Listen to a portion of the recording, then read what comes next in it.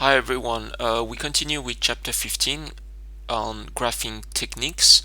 Before we move on to parametric equations, I need to do a little bit of a crash course on trigonometry, and the official term is going to be a trig review. Um, First is, hopefully this is review is how we measure angles. The common unit you will be using is degrees.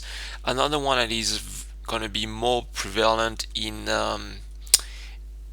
senior maths, such as methods and specialists, will tend to use more the radian unit. Keep in mind for a straight angle, which is 180 degrees, in radian, it's pi radian. Remember, pi is a constant, it's an irrational number, it's approximately about 3.14159. Just keep that amount in mind for approximation. But pi will relate to the radian unit. So what you need to do is, there's different technique that is used to do the conversion between the two. What you need to do is, pi is in radian, so if you start with an angle in radian, you want to the idea is you want to cancel out the units, so we divide by pi, and we want to convert into degrees, and the equivalent is 180 degrees.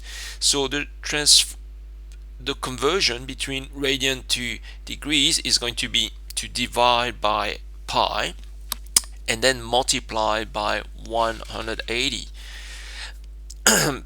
In inverse situation, if you have an angle in degrees, you want to bring it down to a sort of degree less, so you divide by 180 and then you multiply by pi, and that will give you the amount in radian. Now the exact value in radian, usually it will be a fraction or a coefficient of pi. But as I said before, pi is an irrational number. You can approximate it, meaning if you were to approximate pi to its numerical value, your answer in radian could also be a decimal answer. Alright, so let's put away the unit to measure angles. To relate to an angle, what we do is, we're going to talk about the unit circle. So it's a circle on the Cartesian plane. The center is at the origin, the radius is 1, and placing a point P that is on the curve of a circle, we looked at the locus of a circle. We'll define the angle theta being the angle from the length OP to the positive direction of the x-axis. And what we can do is define its coordinates, as that's the x coordinate and the y coordinate, and I'll move to that later when I'll just go back to the trigonometric ratio. The sine, cos, and tangent is, you end up with the Cartesian coordinate expressed in terms of the angle.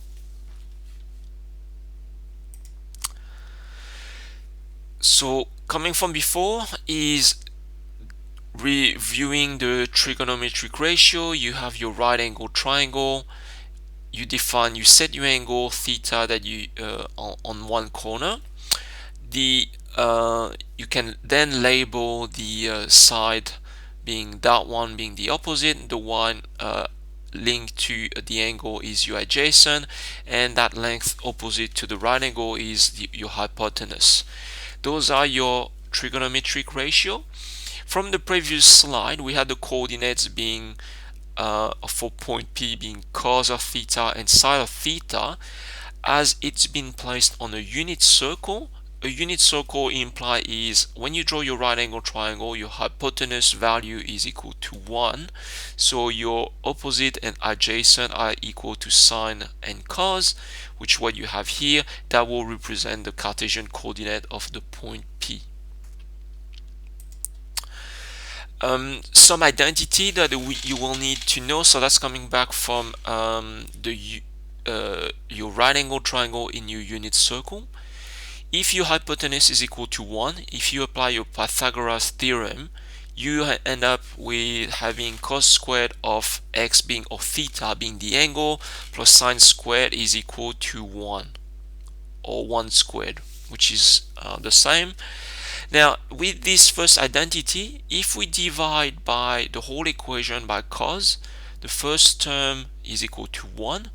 Sine squared divided by cos squared is your tangent squared, and the right hand side will be 1 over cos squared, and that will simplify it to, it can be renamed to the reciprocal function of cos, and we'll quickly, briefly talk about the notation for reciprocal circular functions.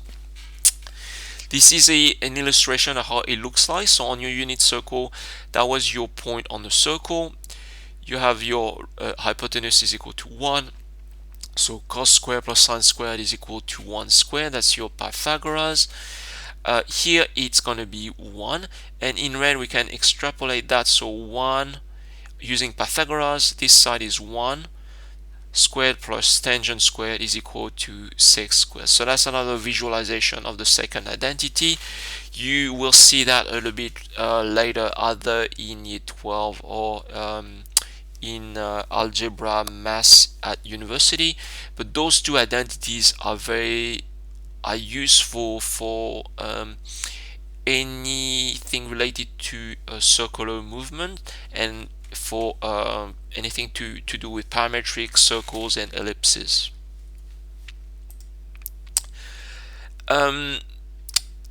Those functions, those are the representation. You'll study that more in methods in when you do that in this year and also in year 12. If we express those trigonometric ratios as functions in terms of x being your x-axis on your Cartesian plane, they are those visual representations.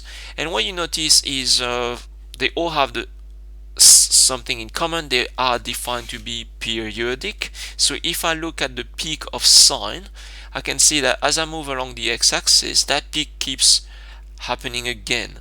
Now, that distance between two peaks is the same, and that's what we call the period. The period is the repetition of each cycle, or the length of each cycle. The length of the period, do not worry about too much about this side. That's fine. So here it's going to be 2 pi for cos and sine, and for tangent it's going to be just pi, half of 2 pi.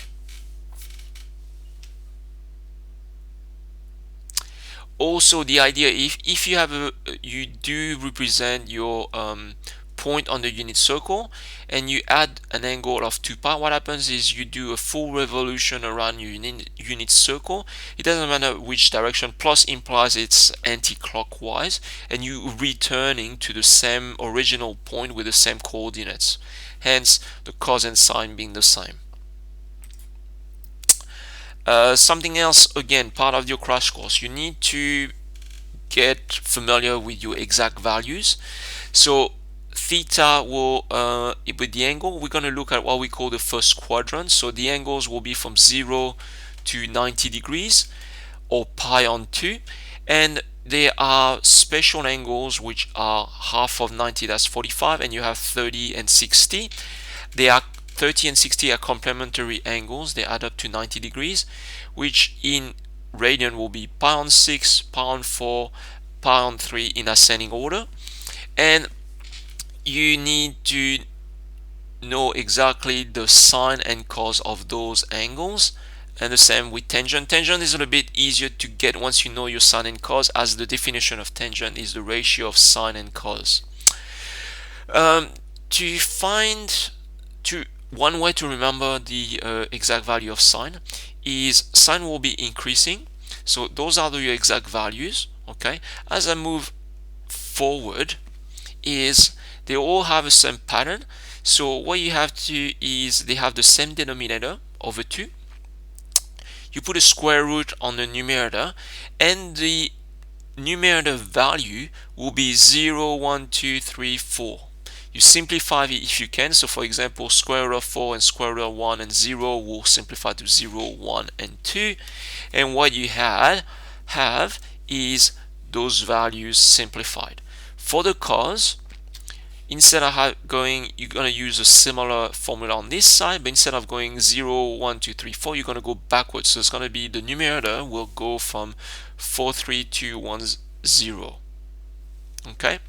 And to find the tangent, you just do the ratio, you do sine divided by cos. So for example, you have 0 here divided by 1, that gives you 0. That's how you get your tangent value for theta equals 0. Alright, again, part of the review is the properties due to symmetry. So from the previous slide with the exact value, when we had the angle varying from 0 to pi on 2, 0 is here, pi on 2 is here, we were having all those exact values in the first quadrant.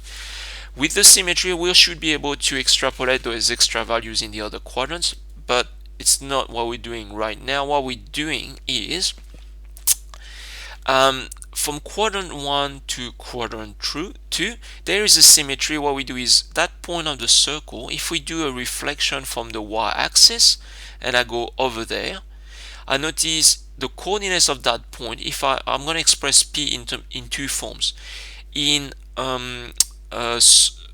circular ratios here, but also in coordinates a and b. What it means is when I do a reflection over here, the coordinates of that point is going to be negative a, and the y coordinate is going to be the same, it's going to be b. So from here to there, it's going to be negative a, positive b. Now when you go downwards, the x coordinate doesn't change, so that is going to be negative a, but the y coordinate will turn to negative b. Now you move to, let's say here, I can go a reflection from this one down up to the right, or I can go back to my original point and do a reflection from the x-axis. So that point of coordinate a, b, if I do a reflection, that will become a, negative b. So you can see the y coordinate here on the y-intercept, that's a negative b. How does it help us is, now if we look at the point on the second quadrant, we know its coordinates in terms of a and b, that's your negative a and b. But if we also know the angle, that angle is from the x-axis is pi minus theta. Theta is that angle over here.